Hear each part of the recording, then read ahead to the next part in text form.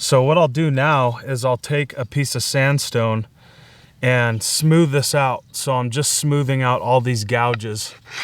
And this is a pretty rough grit, so it'll do a great job even with a hard, dense piece of wood like oak.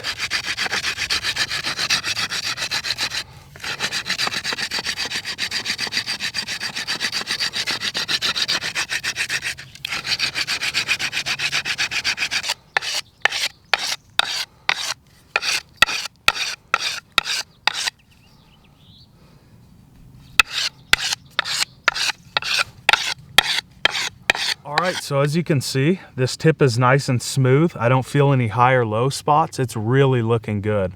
So what I've been doing now is inducing heavy amounts of moisture into this wood. I use bear fat, animal lard, and in combination with the monsoon rainstorms, it helps out tremendously. I hang this in a shelter so it doesn't get saturated wet, but it also allows the humidity to do its job. And the reason we do this is because when I fire harden this stick, I want to make sure that I prevent lenticular cracks from occurring, but more importantly, I don't want to over scorch the wood. Now with a green sapling, you don't have to worry about this until after you fire harden the lumber. And you want to coat it very, very heavily with animal lard. The reason you do that is because when wood is wet and green, it swells up, but when it's dry, it shrinks, kind of like sinew, but in a less drastic way. So if it dries out too fast, you'll get massive splits from tip to tip throughout its entire structure, and it renders the digging stick completely useless. So like I said, I'll repeat the same process over the next week, week and a half or so, and I'll be right back with you to fire harden the stick and complete it. After a week of allowing moisture to swell into the wood, I removed it from the shelter and fire hardened the tip. I begin by creating a fire using the hand drill method and add kindling of different sizes and lengths. Once the fire is sustainable, I heat up the tip until it turns a nice golden brown color. When the fire has died down and the coals become warm, I blow off the ash and insert the tip into the center, slowly rotating the lumber around. After several minutes of fire hardening, I remove the stick and let it cool down for the remainder of the night. The next day, I break off a piece of sandstone and sand off the char from the tip. By doing this, mild reshaping occurs and I am left with an even stronger digging stick.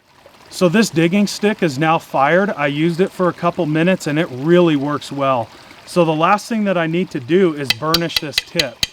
And what this does is it compresses all the wood fibers together and down, and it also adds a surface polish, making it a bit more resilient for field use. So I use a couple different tools. I have a deer leg bone, and then I have a polished piece of obsidian. And I really bear into this wood, and I'll work on this for the next 20 to 30 minutes. Once this is complete, we'll take it back and I'll show you how well it works.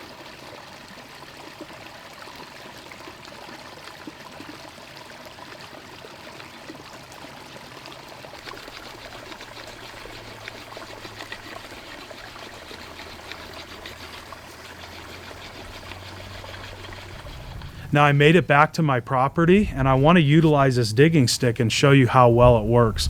So recently we've been just getting hammered with monsoon downpours, just torrential downpours, and they've been really helping out my fruit trees and garden crops. So right behind me I have 3 raised beds, and I also have fruit trees that kind of wrap down to the side and down into a ravine, and they sure are producing because of the rainstorms. But I want to utilize even more rainfall.